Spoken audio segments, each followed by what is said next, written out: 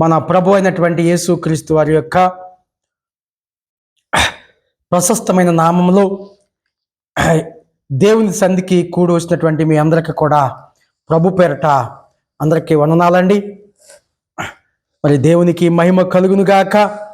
ఈ దినాన మనము దేవుని సంధికి కొద్దిమందిగానే వచ్చి ఉన్నాం. అందరూ కూడా రాలేకపోయాం. ఎందుకంటే దేవుని వాక్యము మనకి సరిగా అర్థం అవ్వట్లేదు. ఇనువాడు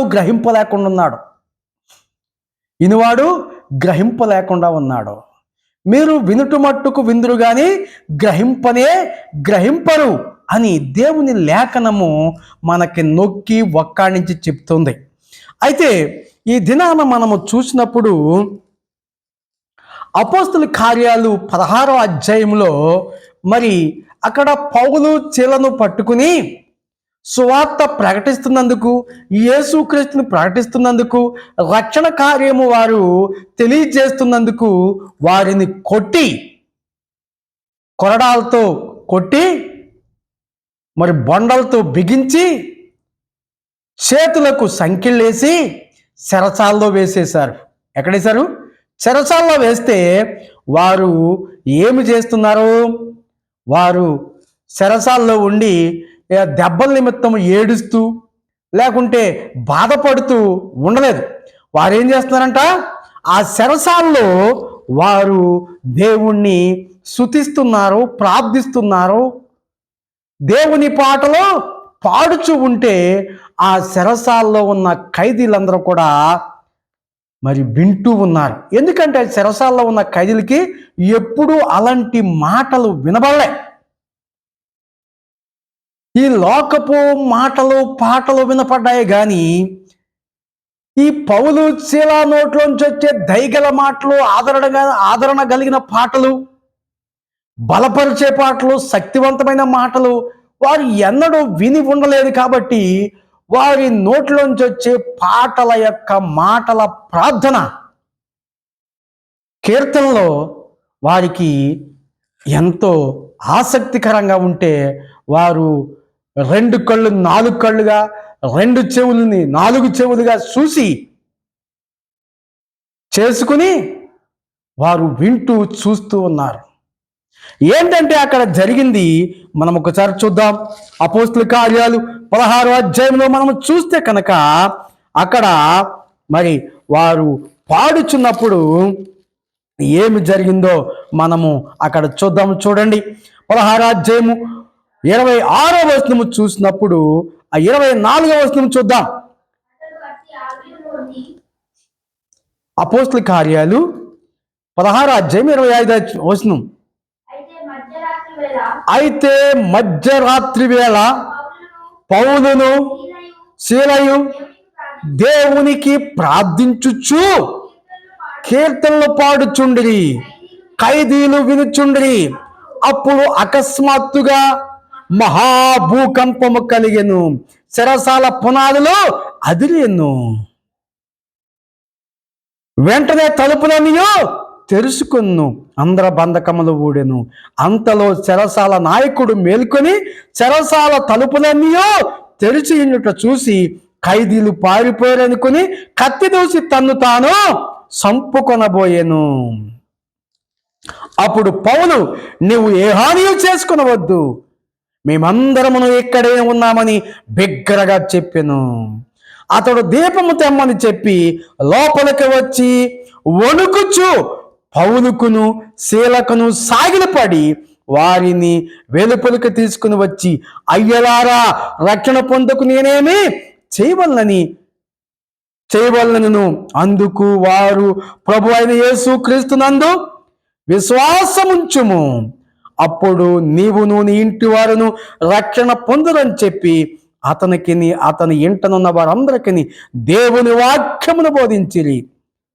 33వ వచనంలో, రాత్రి ఆ గడిలోనే అతడు వెంటనే రాత్రి ఆ గడిలోనే అతడు వారిని తీసుకుని వచ్చి వారి గాయములు కడిగెను. వెంటనే అతడును అతని ఇంటి వారును బాప్తిసము పొందిరి. దేవునికి మహిమ కలుగునుగాక. ఇక్కడ చెరసాల నాయకుడు వారిని చెరసాలలో ఉంచి తాళాలన్నీ గట్టిగా వేసి అతను తన డ్యూటీ ఉన్న సీటులోకి వచ్చి నిద్రపోతా ఉన్నాడు. అక్కడ ఖైదీలు పౌలు శీలలు పాడుతున్న పాటలు ప్రార్థనలో వారు వింటూ ఉండగా మధ్యరాత్రి వేళ అకస్మాత్తుగా ఏం భూకంపం? మహాభూకంపము కలిగెను. ఈ మహాభూకంపానికి చెరసాల పునాదులు అదిరిపోవడంతో తాళాలన్నీ ఊడిపోయినాయి, తలుపులన్నీ తెరుచుకున్నాయి, దీపాలు ఆరిపోయినాయి. వెంటనే చెరసాల నాయకుడు మేల్కొని దీపము తెమ్మంటే అక్కడ తలుపులన్నీ తెరుచుకుంటాం చూసి ఇంకా ఖైదీలు పారిపోయారేమనుకుని తన యోద్ధ ఉన్న కత్తి తీసుకుని తాను హత్య చేసుకోబోతున్నాడు, చంపుకోబోతున్నాడు.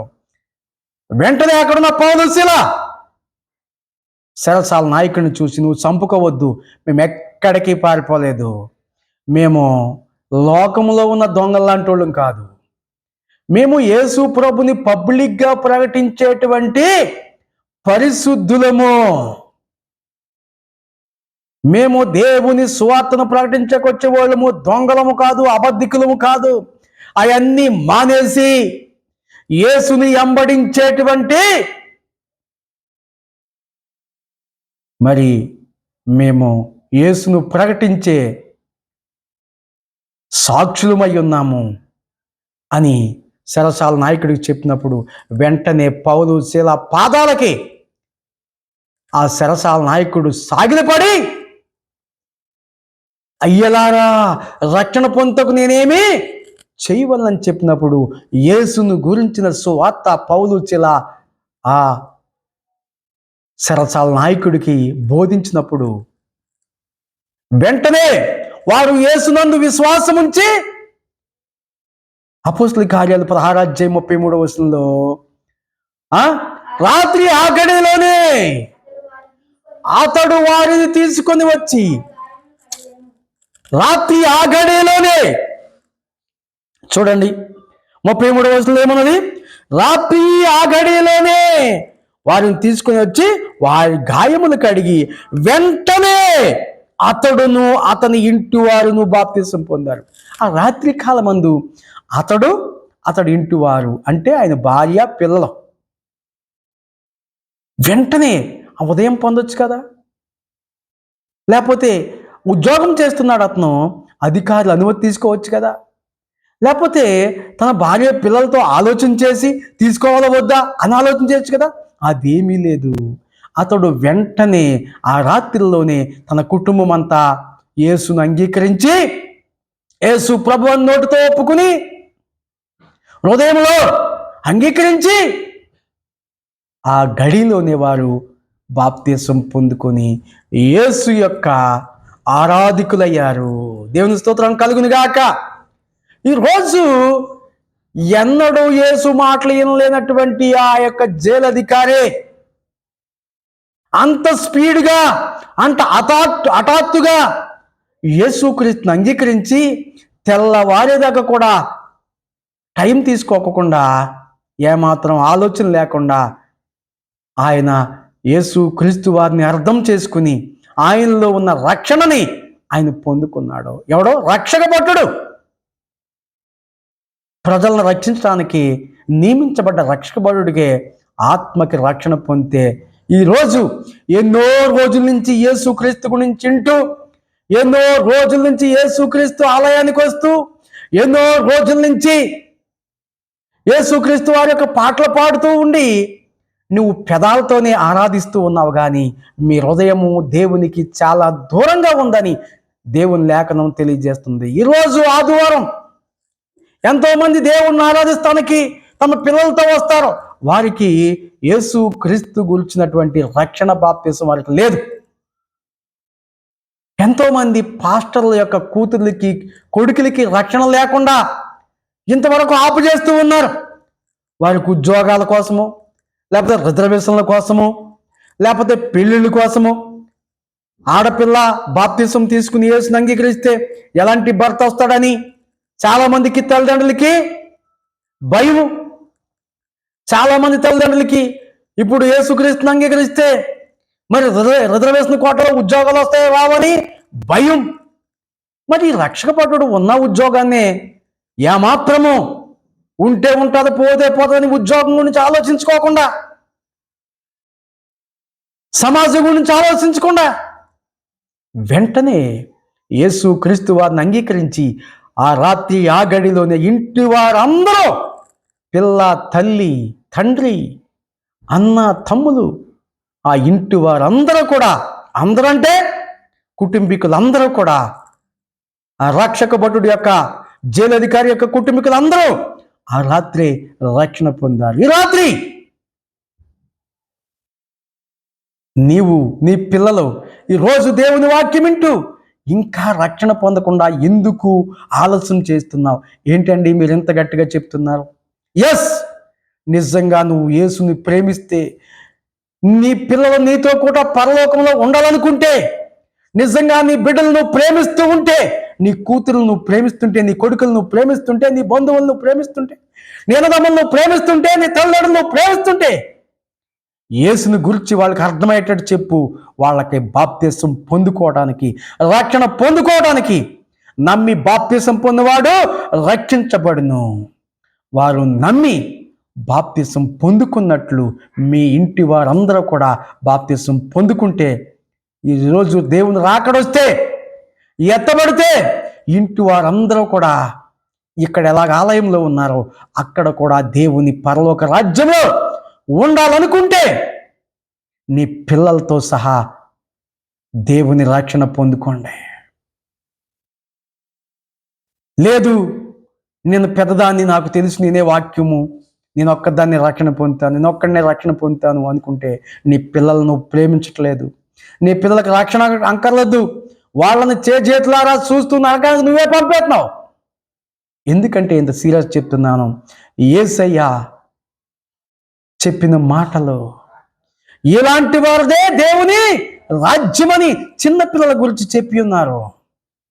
కావున ప్రియమైనటువంటి వాళ్ళారా, మీకు పౌలు చెల్లో చెప్పినటువంటి వాక్యమే కాకుండా పేతురు గారు ప్రత్యేకంగా అపోస్తుల కార్యాల్లో బోధిస్తూ ఉన్నాడు. అపోస్తుల కార్యాలు 2వ అధ్యాయము 38వ వచనంలో ఈ మాటలు బోధిస్తూ ఈ పలుకులు పలికినటువంటి సందర్భాన్ని మీకు ఒకసారి జ్ఞాపకం చేస్తాను. చూడండి, అపోస్తుల కార్యాలు 2వ అధ్యాయము 38వ వచనంలో పేతురు దేవుని వాక్యాన్ని ప్రకటిస్తూ ఈ విధంగా పలుకుతూ ఉన్నాడు. పేతురు, మీరు మారు మనసు పొంది పాప క్షమాపణ నిమిత్తము ప్రతివాడు యేసుక్రీస్తు నామమున బాప్తిసం పొందుడి, అప్పుడు మీరు పరిశుద్ధాత్మ అను వరమును పొందుదురు. ఈ వాగ్దానము మీకును మీ పిల్లలకును దూరస్తులందరికీ, అనగా ప్రభు అయిన మన దేవుడు తన యొద్దకు పిలిచిన వారందరికీ చెందునని వారితో చెప్పెను. చూడండి, ఇక్కడ పేతురు దేవుని వాక్యం ప్రకటిస్తూ ఈ వాగ్దానము, ఈ మాటలు, ఈ రక్షణ మీకు మీ పిల్లలందరికీ, మీకు మీ పిల్లలు అందరికీ, మీ పిల్లలకును అని రాశాడు. మీరా మీ పిల్లలందరికీ కూడా వినబడుతుంది ఈ వాక్యము. మరి 39వ వచనంలో ఏమంటున్నాడు? మీ పిల్లలకును మీ దూరస్తులందరికీ కూడానే ఈ ప్రకటన అందుతూ ఉండగా మీరు ఇంకా ఆలస్యము చేసి దేవుని రక్షణను నిర్లక్ష్యము చేస్తున్నారు. ప్రియమైనటువంటి వారులారా, మీరు దేవుని యందు విశ్వాసం ఉంచారు, మీ భర్తలు దేవుని యందు విశ్వాసం ఉంచారు, మీ తల్లిదండ్రులు దేవుని యందు విశ్వాసం ఉంచారు. ఇంకా మీ ఇంట్లో ఎవరికి ఇంకా యేసు క్రీస్తు వారి యందు విశ్వాసం ఉంచి బాప్తిసం పొందకుండా, రక్షణ పొందకుండా ఉన్నారు, వారందరూ వెంటనే రక్షణ పొందండి. ఈ లోకం వైపు చూడకండి, యేసు వైపు చూడండి. ఆ జైలధికారి యేసు వైపు చూశాడు. జైలధికారి పౌలు శీలలో ప్రకటించే రక్షణ వాక్యము విన్నాడు, విశ్వాసం ఉంచాడు. యేసు తప్ప నాకు ఏది అక్కర్లేదు అనుకున్నాడు. యేసు ఉంటే నాకు చాలనుకున్నాడో, నా జీవితంలో రక్షణ లేని జీవితము వేస్ట్ అనుకున్నాడో. ఎందుకంటే ఆయన కళ్ళారా చూశాడు. ఏంటది? మహాభూకంపం. ఆయన కళ్ళారా చూశాడు.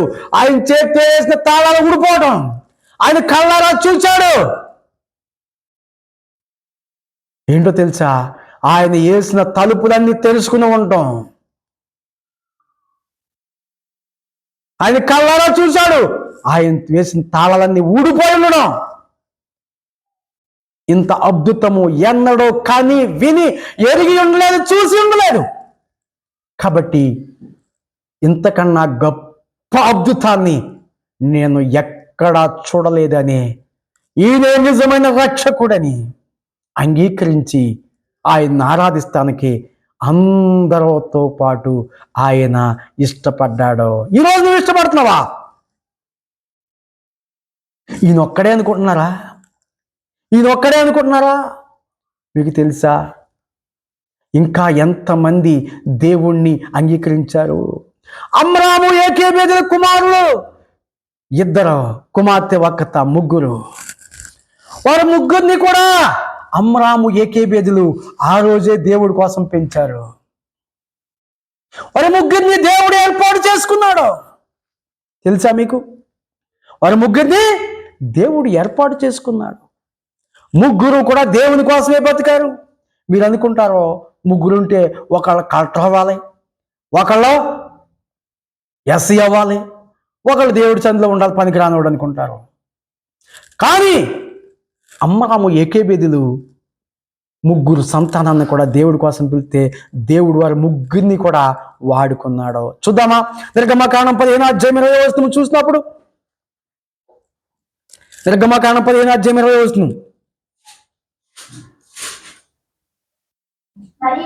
మరియు అహరోను సహోదరియు ప్రవక్తినగు మిర్యాము తంబురను శాత పట్టుకొనెను. వీరందరూ తంబులతోను నాట్యంతోను ఆమె ఎంబడి వెళ్ళగా మిర్యాము వారితో కలిసి ఆ దేవుణ్ణి స్తుతించేదిగా తయారైంది మిర్యాము. ఎలాగా?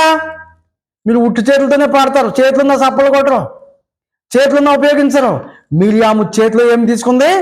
తంబర సితారా తీసుకుంది. ఓ పక్కన వాయిస్తుంది, ఓ పక్కన నోటికి పని చెప్పింది, ఓ పక్క చేతికి పని చెప్పింది, ఖాళీగా లేదు. ఇక్కడ సంఖ్యాకాండం 12:4 మనం చూద్దాం. చూడండి అక్కడ ఏం జరిగిందో. సంఖ్యాకాండం 12:4 యెహోవా మీరు ముగ్గురు ప్రత్యక్షపు గుడారమునకు రండని హఠాత్తుగా మోసే అహరోను మిర్యాములకు ఎవరిని పిలిచాడండి దేవుడు? తన ప్రజల్ని కాయుటకు, ప్రజలను నడిపించకు, రక్షించుటకు ఏర్పరచుకున్న మోసే అహరోను మిర్యాముల్ని పిలిచాడు ప్రత్యక్ష గుడారానికి. పిలిచి మీరు ఇశ్రాయేలు నడిపించమన్నాడు. చూద్దామా? మీకా గ్రంథం 6:4 చూస్తే అక్కడ వారు 3 పేర్లు ప్రస్తావన చేశాడు. పిలుస్తూ ఉన్నాడు 3. మీకా గ్రంథం 6:4 ఐగుప్తు దేశములో నుండి నేను మిమ్మల్ని రప్పించితిని, దాస్య గృహములో నుండి మిమ్మల్ని విమోచించితిని, మిమ్మల్ని నడిపించుటకై మోసే అహరోను మిర్యాములను పంపితిని. అబ్బా, పిలిచాడు, చెప్పాడు, ఏడిపించడానికి వారిని పంపించాడు. వారిలాగా నీ పిల్లలు ఎందుకు ఉండకూడదు? దేవుని పని ఎందుకు చేయకూడదు? దేవుని పని చేస్తుంటే ఎందుకు అడ్డపడుతున్నారు? పక్షపాతంతో వాళ్ళే చేసుకుంటారులే, సేవకుడే చేసుకుంటారులే, సేవకుడు పిల్లలే చేసుకుంటారులే, లేకపోతే సేవకుడు పిల్లల్ని ఆపి సంగతులు చేస్తారులే, ఆ బురద నీకెందుకు ఉంటుంది అనుకుంటున్నారేమో. మీ పిల్లల్ని దేవుని పని కొరకు ప్రతిష్ఠించండి. ఇంకో విషయం తెలుసా మీకు? దేవుడు ఏర్పరచుకున్న వాళ్ళు పరిశుద్ధంగా ఉంటారు. దేవుడు వారిని వాడుకుంటాడు. ఇంకో విషయం తెలుసా? ఇంకొక ఆయనకి 14 మంది కుమారులు 3 కుమార్తెలే ఉన్నారు. వారందరినీ కూడా దేవుణ్ణి ఆరాధిస్తాకే ఉపయోగించాడు తండ్రి. ఇంటిలో ఆరాధిస్తాకు ఉపయోగించాడు. చూద్దాం, ఆ మాటను చూద్దాం. మొదటి దినవృత్తాంతములు 25వ అధ్యాయము 5-6 వచనాలు మనము చూసినప్పుడు ఇక్కడ మరి హేమాను అనేటువంటి వ్యక్తి ఉంటాడు. ఈ హేమానికి ఎంతమంది అంట? 14 మంది కుమారులు 3 కుమార్తెలు ఉన్నారంట. వారందరినీ కూడా దేవుణ్ణి ఆరాధించుటకు, దేవుణ్ణి స్తుతించుటకు, వారందరినీ కూడా వారింట్లో మరి ఆరాధించుటకు వారిని అక్కడ ఏర్పరిచినట్టుగా మనం చూడగలము. చూడండి. మొదటి దినవృత్తాంతంలో 25వ అధ్యాయము 5వ వచనం 6వ వచనం మనం చూసినప్పుడు ఈ మాటలు మనకు కనబడతాయి. వీరందరూ దేవుని వాక్కు విషయములో రాజునకు దీర్ఘదర్శియగు యామాను యొక్క కుమారులు యామాను సంతతిని గొప్ప చేయుటకై దేవుడు యామానునకు 14 కుమారులను 3 కుమార్తెలను అనుగ్రహించి ఉండెను. వీరందరూ ఆసాపునకు యోదూతునకును యామానునకును రాజు చేసి ఉన్న కట్టడ ప్రకారము యెహోవా ఇంటిలో తాళములు, స్వరమండలములను, చితారాలు వాయించుచు గానము చేయుచు తమ తండ్రి చేతి క్రింద దేవుని మందిరపు సేవ జరిగించుచుండిరి. దేవుని స్తోత్రం కలుగును గాక. వీరందరూ ఏం చేస్తారంట? కుటుంబపు వారందరూ కూడా తమ తండ్రి చేతి కింద దేవుని మందిరపు సేవ జరిగించుచుండిరి. యెహోవాకు గానము చేయుచు, యెహోవాకు గానము చేయుటలో నేర్పు పొందిన తమ సహోదరులతో కూడానున్న ప్రవీణులైన పాటలకు లెక్క 288 మంది అంట. కుటుంబీకులు ఎంతమంది అంట?